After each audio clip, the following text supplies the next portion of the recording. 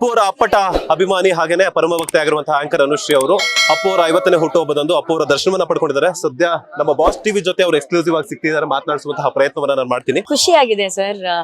Of course ಆ ಅಭಿಮಾನ ನೋಡ್ತಾ ಇದ್ರೆ ನಮ್ಮೆಲ್ರಿಗೂ ಖುಷಿ ಆಗುತ್ತೆ. ಇಂತ ದೊಡ್ಡ ವ್ಯಕ್ತಿತ್ವದ ಅಭಿಮಾನಿ ನಾವೇ ಆಗಿದೀವಲ್ಲ ಅನ್ನೋ ಹೆಮ್ಮೆ ನಮ್ಗಿದೆ ಸರ್. ನೀವು ಯಾವಾಗ್ಲೂ ಕೂಡ ಅಪ್ಪು ಪುನೀತ ಕನ್ನಡಿಗರೆ ಅಂತ ಪ್ರೀತಿಯಿಂದ ಕರಿತೀರಾ. ಒಂದು ಹುಟ್ಟುಹಬ್ಬಕ್ಕೆ ವಿಶೇಷ ಮಾಡಿದ ಗೇಟ್ ವರ್ಗೂ ಬಿಟ್ಟು ಹೋಗ್ತಿದ್ರು ಅಪ್ಪು ಅವರು. ಸೊ ಎಲ್ಲ ಒಂದ್ ಕಡೆ ದೈಹಿಕವಾಗಿ ಮಿಸ್ ಮಾಡ್ಕೊಳ್ತಿದಾರ. ಸೊ ಏನ್ ಹೇಳ್ತೀರಾ? ಇವತ್ತಿಗೂ ಕೂಡ ಅದೇ ಹೇಳ್ತಿರ್ತಾರೆ ಅವರು. ಅಲ್ಲಿ 100% ಅವ್ರು ಅಲ್ಲಿದ್ದಾರೆ. ಅವ್ರೆಲ್ರಿಗೂ ಹೇಳ್ತಿರ್ತಾರೆ ಹುಷಾರಾಗಿ ಬನ್ನಿ, ಹುಷಾರು ಆಗೋಗಿ ಅಂತ ಹೇಳಿ. ಆ ವ್ಯಕ್ತಿತ್ವ ಮತ್ತೆ ಮತ್ತೆ ಹುಟ್ಟು ಬರಲ್ಲ. ಅವ್ರನ್ನ ನಾವು ಸಂಭ್ರಮಿಸಿದೀವಿ, ಇನ್ ಮುಂದಕ್ಕೂ ಸಂಭ್ರಮಿಸ್ತೀವಿ. ಅದನ್ನ ನಾವು ಕಾಪಾಡ್ಕೋಬೇಕು ಅನ್ನೋದೇ ನಮ್ಮೆಲ್ಲರ ಆಸೆ. ಒಂದು ವ್ಯಕ್ತಿತ್ವ ಅಂದ್ರೆ ಅದು ಅಪ್ಪು ಸರ್. ಸೊ ಅವರ 50ನೇ ಹುಟ್ಟು ಹಬ್ಬವನ್ನ ಬಹಳ ಭರ್ಜರಿಯಾಗಿ ಆಚರಿಸ್ತಾ ಇದ್ದಾರೆ ಎಲ್ಲ ಅಭಿಮಾನಿಗಳು. ನಾನು ಕೂಡ ಒಂದು ಪುಟ್ಟ ಅಭಿಮಾನಿಯಾಗಿ ಆ ಎಲ್ಲ ಅಭಿಮಾನಿಗಳಿಗೆ ಸದಾ ತುಂಬ ಹೃದಯದ ಧನ್ಯವಾದಗಳನ್ನ ಹೇಳಕ್ ಇಷ್ಟಪಡ್ತೀನಿ. ಇಷ್ಟು ಅದ್ದೂರಿಯಾಗಿ ಹಬ್ಬ ತರ ಸಂಭ್ರಮಿಸ್ತಾ ಇದ್ದಾರೆ. Thank you. ಅಪ್ಪು ಸರ್ ಅಂತಂದ್ರೆ ಈ ಒಂದು ಕೈ ಮಾಡಿದ್ರೆ ಮತ್ತೊಂದು ಕೈ ಗೊತ್ತಾಗ್ತಾ ಇರಲಿಲ್ಲ. ಸೊ ಆದ್ರೆ ನೀವು ಸಾಕ್ತಾ ಇದ್ದೀರಾ.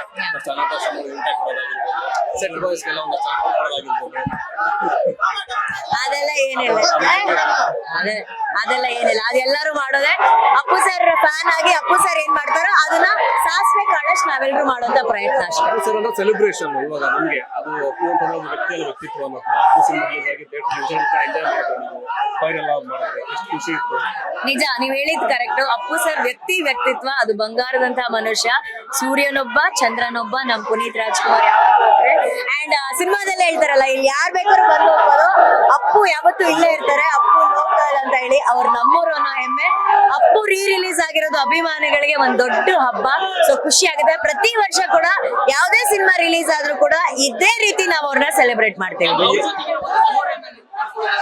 ಸಿಕ್ಕಾಪಟ್ಟೆ ಇದೆ ಸರ್, ಎಷ್ಟೊಂದು ಮೆಮೊರಿಗಳಿದೆ.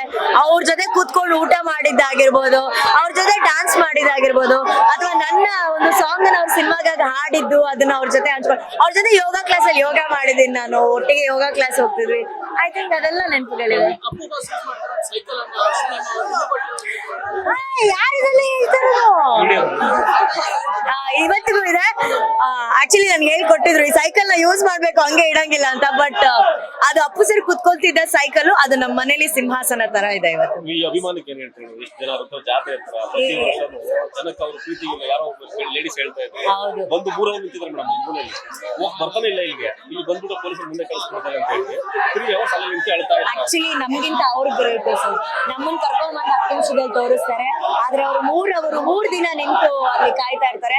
ಅದಕ್ಕೆ ಅಪ್ಪು ಸರ್ ಒಂದು ನನ್ನ ಇಂಟರ್ವ್ಯೂಲಿ ಅವ್ರು ಹೇಳಿದ್ರು, ಸರ್ ಹೆಂಗ್ ಸರ್ ನೀರ್ ಕುಡ್ದಾಗ ಹಿಂಗ್ ಪಲ್ಟಿ ಹೊಡಿತೀರಾ, ನೀವು ಡ್ಯಾನ್ಸ್ ಮಾಡ್ತೀರಾ ಅಂದಾಗ ಅದ್ ದೊಡ್ಡ ವಿಷಯ ಅಲ್ಲ. ನನ್ ಸಿನಿಮಾ ನೋಡೋಕೆ ಅಭಿಮಾನಿಗಳು ಒಂದ್ ತೊಟ್ಟು ನೀರು ಕುಡ್ದೆ, ಒಂದೊತ್ತು ಬ್ರೇಕ್ಫಾಸ್ಟ್ ಕೂಡ ಮಾಡಿದೆ, ಫಸ್ಟ್ ಶೋ ಬಂದ್ ಕಾಯ್ತಾರಲ್ಲ, ಅವ್ರಿಗೋಸ್ಕರ ನಾನು ಇಷ್ಟು ಮಾಡಿಲ್ಲ ಅಂದ್ರೆ ಹೆಂಗೆ ಅಂತ.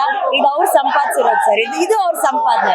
ಅವ್ರ ಅಭಿಮಾನಿಗಳು ಕೊನೆಯದಾಗಿ ಎಲ್ಲ ಪುನೀತ ಕನ್ನಡಿಗರಿಗೆ ಈ ಮೂಲಕ ಹೇಳೋದಿಷ್ಟೇ, ಇದೇ ರೀತಿ ನಾವ್ ಹೆಂಗೆ ಅಭಿಮಾನದಿಂದ ಗೌರವದಿಂದ ನಾವು ಅಪ್ಪು ಸರ್ನ ಸಂಭ್ರಮಿಸ್ತಾ ಇದೀವಿ, ಸಾಯೋವರೆಗೂ ಕೊನೆ ಉಸಿರಿರೋವರೆಗೂ ಸಂಭ್ರಮಿಸೋಣ. Thank you. ಲೇಟೆಸ್ಟ್ ಹಾಗೂ ಇಂಟ್ರೆಸ್ಟಿಂಗ್ ಸುದ್ದಿಗಳಿಗಾಗಿ ಬಾಸ್ ಟಿವಿ ಕನ್ನಡ ಚಾನೆಲ್ನ ಸಬ್ಸ್ಕ್ರೈಬ್ ಮಾಡಿ. ಹಾಗೆಯೇ ಬೆಲ್ ಐಕಾನ್ ಪ್ರೆಸ್ ಮಾಡಿ. ಇದರ ಜೊತೆಗೆ ಫೇಸ್ಬುಕ್, ಇನ್ಸ್ಟಾಗ್ರಾಮ್, ಎಕ್ಸ್ ನಲ್ಲೂ ಮಿಸ್ ಮಾಡದೆ ಫಾಲೋ ಮಾಡಿ.